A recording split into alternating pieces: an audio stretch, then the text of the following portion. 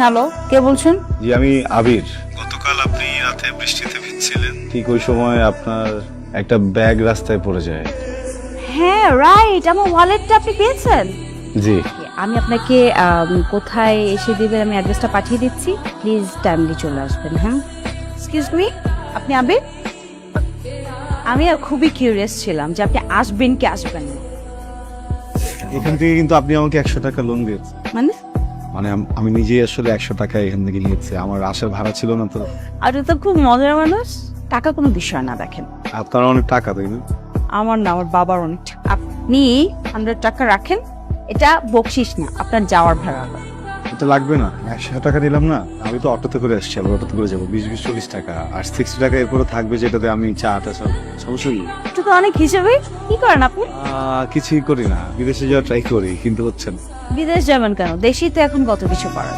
কোথায় যাবেন? কোন কান্ট্রি? ওইটা না বলি। আচ্ছা, আপনার নামটা তো আমি সেভ করে রেখেছি, কোনো অসুবিধা। And you can call me any time.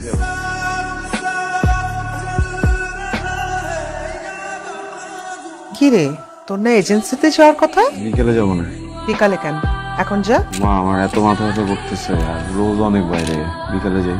নবাব সাহেব আমার সকালে খেয়ে আপনি বাইরে যান, আবার বিকালে খান। খেতে খেতে সর্বশান্ত করে আমার ঘাড়েই বসে খাচ্ছেন। মা, খাবারের কোটা দিচ্ছ কেন? একদম চুপ, ভাইরো কালতি করবি না। তুই খেতে খেতে না আমি যখন মরবো কবরে বসেও খাস।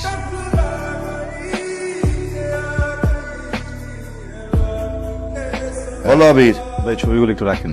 যখন যেটা বলবো সেই সময় সেটাই করতে হবে, তাইলে তাড়াতাড়ি ভিসা হয়ে যাবে। ভাই আমি না সবকিছু বুঝতেছি, আমার আম্মা বুঝতেছে না, উনি খুবই উত্তেজিত, আপনি বুঝছেন? ওরে বাবারে, এত অধৈর্য হলে তো হবে না, এটা একটা প্রসেসিং এর ব্যাপার। জি ভাই, আপনি একটু আগান। ঠিক আছে, দেখতেছি। তুমি ওই কিছু দিয়ে যাও, কাজ শুরু করে দিও। কিছু কি দিব ভাই, বুঝি নাই। টাকা দিবা, আর কি দিবা? আবার কিসের টাকা? বসে দিন পর পর যদি আপনি টাকা চান, আমি টাকা কোত্থেকে এনে দিব ভাই? এটা কি নোয়াখালী বরিশাল যাচ্ছ? বিদেশে যাবা, আরো টাকা লাগবে। কিছু টাকা কত? 40-45 হাজার টাকা দিল্লি হয়ে যাবে। ভাই আমি আপনাকে আর 1 টাকাও দিতে পারবো না। আপনার আমি অনেক টাকা দিচ্ছি, এখন টাকা ছাড়া যদি আমার যাওয়ানো সম্ভব হয় তাহলে যাও, যদি না পারেন আমার সবকিছু আমার ফিরে দেন। না, তুমি নাও নাও, সবকিছু নিয়ে যাও। ভাই প্লিজ আপনি একটু দেখবেন, আই এম সরি। দেখি কি করা যায়। আবির খেতে আয়। ডিস অফিস থেকে ফোন করছিল আজকে, কালকে একটু সকাল সকাল যেতে বলছে। তো যাবি। ওই শুধু টাকা হবে তোমার কাছে? আমার কি টাকার গাছ আছে? তোর পেছনে কত টাকা ঢালছি খেয়াল আছে? একটা টাকা আয়ত করিস না, বারবার যেরকম টাকা চাস, লজ্জা করে না? মায়া বলেন তো আমি কেন বারবার আপনার সাথে দেখা করতে আসি? মায়ে পড়েছেন? না, সুখের নেশায়। নিজেকে ধন্য মনে হচ্ছে, খুব ভালো লাগছে শুনে। আপনাকে অনেক অনেক ধন্যবাদ, আমাকে এত সময় দিচ্ছেন, আমি দিনগুলো কখনো ভুলবো না। এভাবে বলবেন না প্লিজ। তাহলে কি বলবো? আপনি অঝোর বৃষ্টির মাঝে এক মুঠো রক্তর। আপনি তাহলে রংধনুর 7 রং হয়ে যান।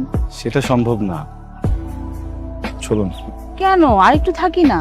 সবকিছু স্থিতি স্থাপক সীমা আছে, যেটা অতিক্রম করা নিষেধ।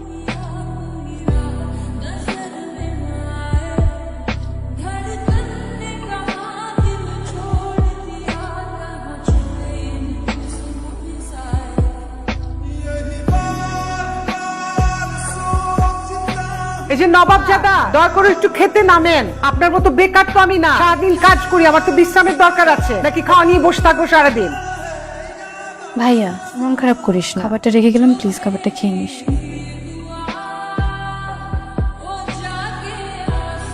ইয়াইন, বিয়ে তো আমাদের পছন্দ হয়েছে, তবে একটা ছোট দাবি ছিল। জি বলেন। যদি একটা গাড়ি দিতে পারতে। ভাই সাহেব, আমার যা টাকা পয়সা সবই দালালকে দিয়ে ছেলে বিদেশ যাবে। এটা কি বললেন আপনি? আপনি সামান্য একটা গাড়ি দিতে পারবেন না আপনার মেয়ের জামাই রে?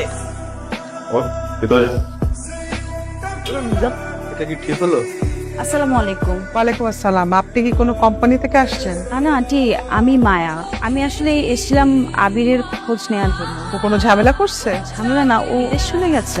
না, ভেতরে আসো। বিদেশে যাওয়ার জন্য দালাল রে যা টাকা পয়সা ছিল সব দিয়ে দিস। কাজের কাজ তো কিছুই নয়। এইগুলা নিয়েই বকাবাজি করছি, রাগ কইরা কয়দিন ধরে বাসায় আসেনি। আন্টি আপনি চিন্তা করবেন না, চলে আসবে খুব শীঘ্রই বাসায়। ব্রোকারের থ্রু আপনারা মানে কন্ট্যাক্ট করছিলেন, ব্রোকারের কন্ট্যাক্ট একটু পাওয়া যাবে? বসে আমি আনি।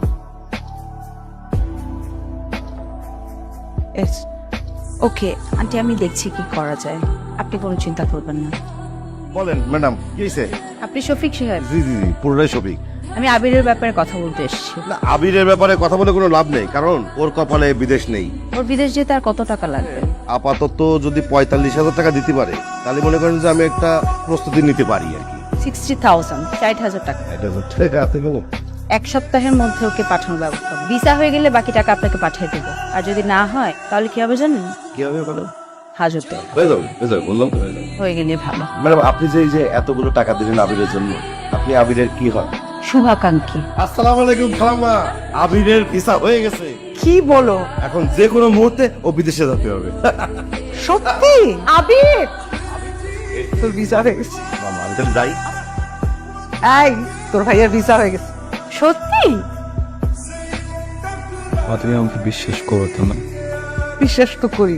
কেন? তোমার কি মনে হয় আমি কখনো এমন কোনো ডিসিশন নিব বা এমন কিছু করব যেটা তোমাদের জন্য খারাপ হবো? কি বলিস বুঝি না। আমি বিদেশ যেতে চাই না মা। আমি এখানে থাকতে চাই। আমি এখানে থেকে অনেক পরিশ্রম করব, সবকিছু করব। ওখানে একটু বেশি কামাতাম, এখানে কম কামাবো। কিন্তু তোর কি আমাদের কথা কখনো মনে হয় না?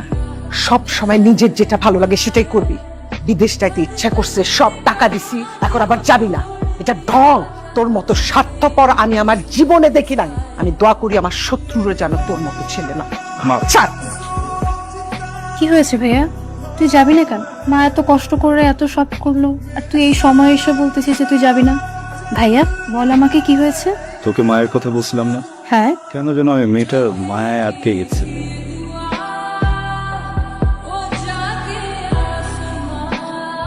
হাই, হঠাৎ এরকম আর্জেন্টলি কল? অনেক ইম্পর্টেন্ট একটা কথা বলবো। আজকে আমার লাইফের সব থেকে বেস্ট দিন, সব থেকে খুশির দিন। রিয়েলি? একটা গুড নিউজ আছে। আমারও আপনাকে একটা গুড নিউজ দেওয়ার আছে। তাই নাকি? আচ্ছা, আপনি বলুন। আমার বিয়ে ঠিক হয়ে গেছে।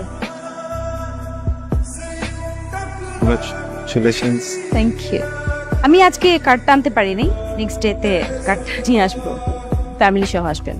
আপনি কি যেন একটা গুড নিউজ দেবেন বললেন? ভিসা হয়ে গেছে আমার। Wow, congratulation. আমার যাওয়ার প্রিপারেশনের কিছু কাজ টাজ বাকি, তাহলে যাই। Okay, see you soon. না, তুমি ফুলের মতো। Thank you. ভালো থেকো।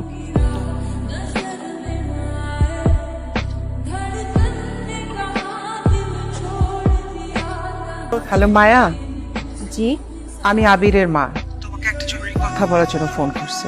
আবিরের তো ভিসা হয়ে গেছে, কিন্তু ও তো বিদেশ যাইতে চায় না। আমার মনে হয় কারণটা তুমি নিশ্চয় বুঝতে পারতেছো আমি কি বলতে চাইছি।